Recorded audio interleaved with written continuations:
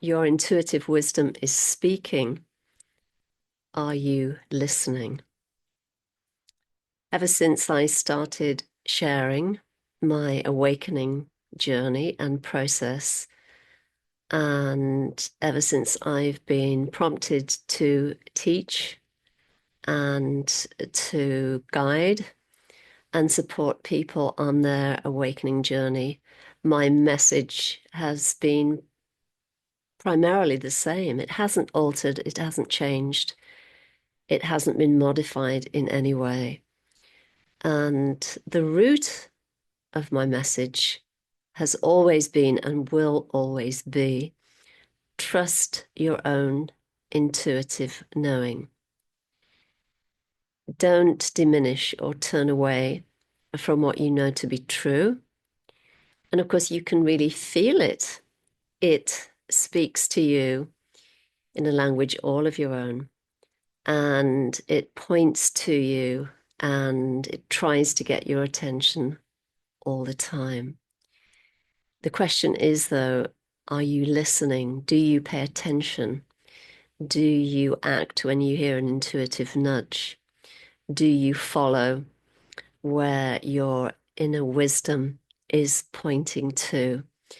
Do you have the courage to speak from that place, to act from that place, and to live in accordance with the highest truth of you, rather than from the story of you or the conventions and conditioning and all the patterns that you've inherited?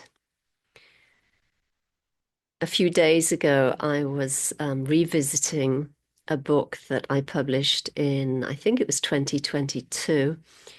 It's titled Enlightenment Myth-Busting, Seeing Through the Lies That Bind. And I was struck by something that really kind of landed powerfully in me. And what I felt and saw is that there was this beautiful, very clear, really potent energy that was coming through the words that I could feel. And it was unmistakable. And this is what happens when we have the courage to essentially get out of the way and allow ourselves to hear this direct guidance, these direct messages, this very sometimes subtle but unmistakable truth that flows through us. Then, when we have the courage to share it with others, they feel the imprint, they feel the echo, they're able to smell the fragrance of the Supreme Self. And it moves them and it shifts and changes the viewer or the one who is hearing what you're sharing or reading what you're sharing or watching and listening to what you're sharing. And there's a real deep resonance. And that was certainly true when I read the book. And of course, I, as a story, as Julie Hoyle, cannot take credit for any of that because it comes from Source itself. It comes from this place of infinite wisdom and infinite truth. And it lands and it moves and it has a vitality and a resonance and an unmistakable energy that we feel. And one of the things that struck me was that it was still as prevalent and as potent when I read the words a couple of days ago as it was when I first wrote the book, or when the book was first written through this one. And it still had the same power and potency. So I wanted to come on today to encourage you to stand behind what you're prompted to do, to find the courage to speak and act and live from this place of authentic beingness, and to do whatever it is calling you to do.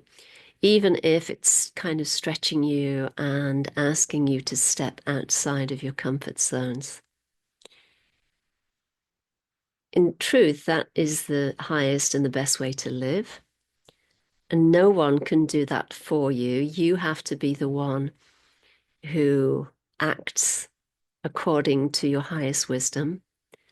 And, you have to find the courage to live true to it, no matter what it's asking you to do. And you can keep coming onto YouTube and watching non-duality teachers or hearing non-duality teachers speaking. You can read all the books, you can take all the courses, you can keep going on retreats, you can keep adding more and more practices to your spiritual grab bag. But unless and until you're willing to let all of that go and to essentially stand in the truth of your own direct seeing and knowing, then you're just kind of spinning your wheels. And spinning your wheels for a while is okay, actually. It's kind of fun to go on retreats and, you can have profound moments and you can have shifts of consciousness and all of those things. But to live in the truth, as the truth, 24/7, day by day, week by week, year by year, takes commitment. And it really requires you to follow your own call to action, whatever that looks like. So I encourage you to do that today, to really start listening to and acting on what you're being guided to do.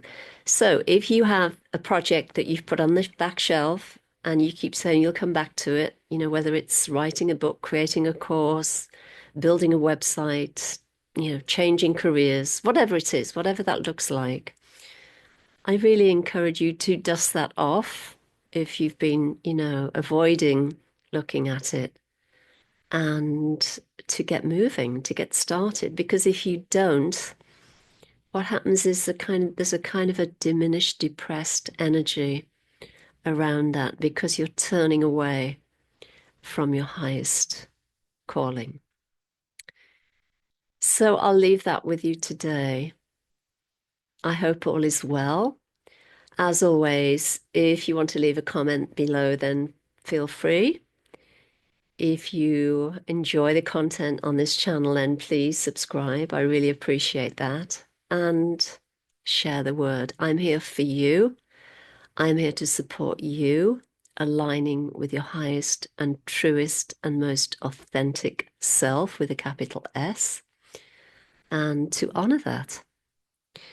So be well, take it easy, and all for now.